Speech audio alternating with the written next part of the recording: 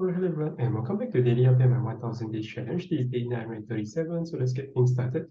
Alright, so basically looking at the daily chart itself, for the S&P 500 or the Nasdaq, both the US equity US, it definitely do lean towards short-term bearish momentum because we actually break the key level support-wise. So I do think that we're very likely to hit this confluence zone, which is at 3.9K region itself, both in terms of the 200 simple moving average, which is shown to be very supportive or very resistive previously. So I do think it's a one touch, two touch, and third touch. So at least over here, along with the 0.61 Fibonacci retracement level, so it coincides with a very likely point that if prices does hit that, then there will be a very good position to add for long-term or even for short-term trading wise as well.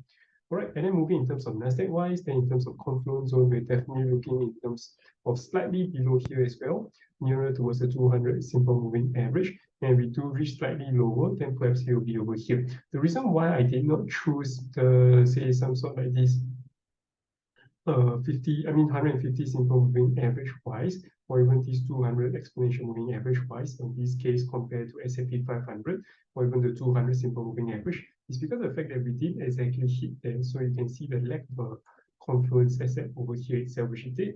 So yeah, so other than that, that could perhaps still play into play. But more importantly, I selected over here is both because of the supportive pattern you can see over here.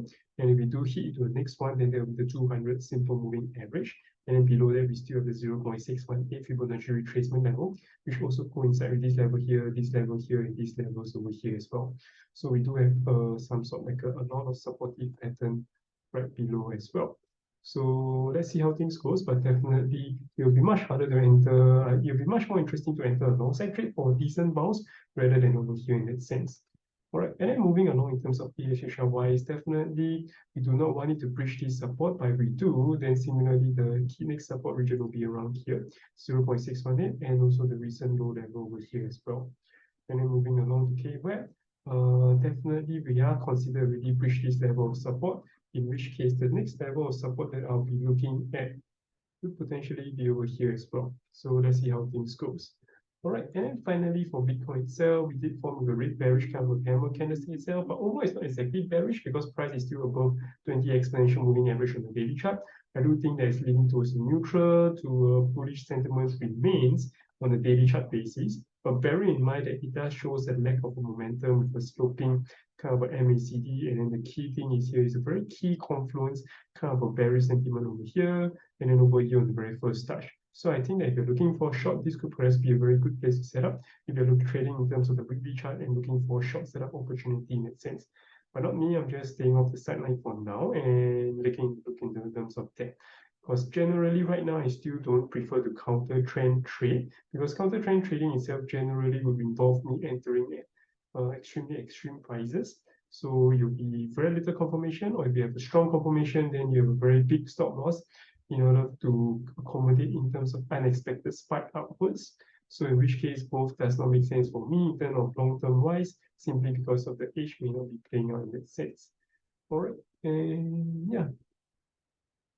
So if you're looking in terms of the Fibonacci update itself, yeah, potentially we still have support over here in the 19K, that'll be extremely supportive.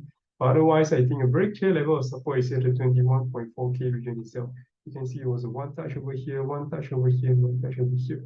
So I'll draw a line.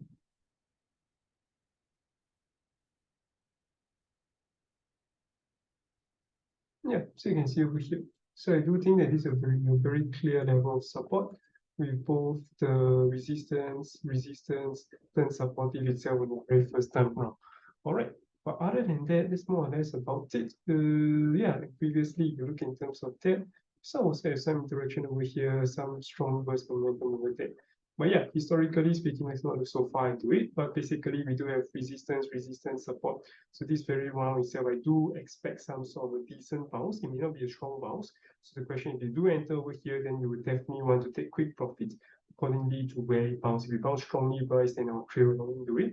If it bounces weakly wise, then I'll close most of the position with it and then put a break even at over here itself. All right, with that said, I've come to the end of today. If you guys have any questions, feel free to drop by your comments below. And I'll see you guys tomorrow. Take care. Bye-bye.